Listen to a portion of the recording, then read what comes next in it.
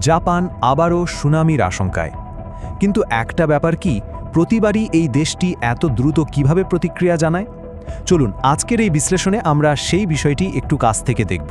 প্রথমেই এই সংখ্যাটা দেখুন, 7.4। এটাই হলো সেই ভূমিকম্পের মাত্রা যা জাপানের উপকূলকে একেবারে কাঁপিয়ে দিয়েছে। রিক্টার স্কেলে এটা কিন্তু বেশ শক্তিশালী একটা ভূমিকম্প, যা থেকে বড়সড় সুনামির আশঙ্কা তৈরি হয়েছে। আর এই ভূমিকম্পের ফলেই কিন্তু প্রায় 3 মিটার মানে ধরুন 10 ফুটের মতো উঁচু ঢেউয়ের সতর্কতা জারি করা হয়েছে। একবার ভাবুন তো, প্রায় একটা দোতলা বাড়ির সমান উঁচু ঢেউ। কিন্তু এখানে মূল প্রশ্নটা অন্য জায়গায়। জাপানের প্রতিক্রিয়া কেন বিশ্বের মধ্যে অন্যতম দ্রুততম? মানে কিভাবে একটা দেশ এত তাড়াতাড়ি আর এত নিখুঁতভাবে এমন একটা প্রাকৃতিক দুর্যোগ সামাল দেয়? চলুন এই অবিশ্বাস্য প্রস্তুতির পেছনের গল্পটা খুঁজে বের করা যাক। তো সবার আগে চলুন দেখে নিই ঠিক কি ঘটেছে। এই মুহূর্তে সবচেয়ে বেশি ঝুঁকির মুখে আছে ইওয়াতে প্রিফেকচার, হোক্কাইডো আর জাপানের উত্তর পূর্ব আর উত্তরের উপকূলীয় এলাকাগুলো। খুব স্বাভাবিক, কারণ এই জায়গাগুলোই ভূমিকম্পের কেন্দ্রস্থলে সবচেয়ে কাছে। কিন্তু প্রশ্ন হলো, এই এলাকাতেই এত ভূমিকম্প কেন হয়?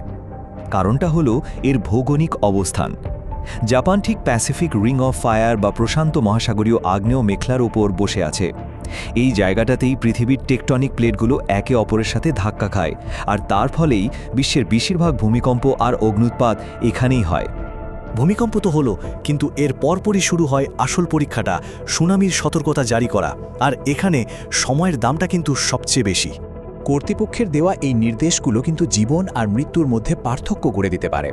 উপকূলের মানুষদের বলা হচ্ছে এক মুহূর্ত দেরি না করে উঁচু জায়গায় চলে যেতে, এখানে অপেক্ষা করার কোনো সুযোগই নেই।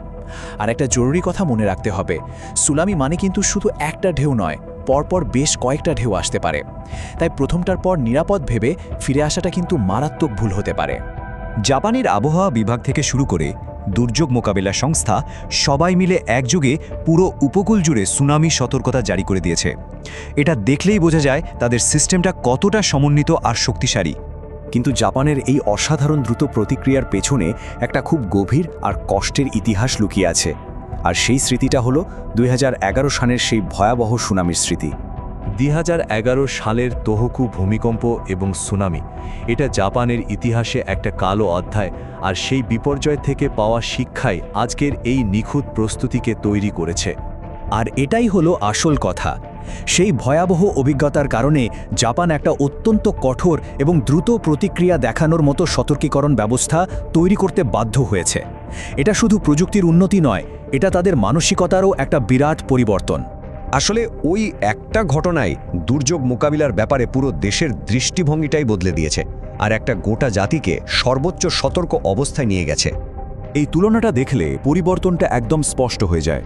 দেখুন, 2011 সালের আগে ব্যবস্থাটা ছিল মূলত রিঅ্যাক্টিভ, মানে বিপদ হওয়ার পর ব্যবস্থা নেওয়া হতো। আর এখন পুরোটাই প্রোঅ্যাক্টিভ, মানে বিপদ আসার আগেই ঝাঁপিয়ে পড়া হয়। সতর্কতা জারির সময়টা এখন অনেক কমে এসেছে, আর নিয়মকানুনগুলো হয়েছে অনেক বেশি কঠোর। বেশ, তাহলে এখন ঠিক কি হচ্ছে?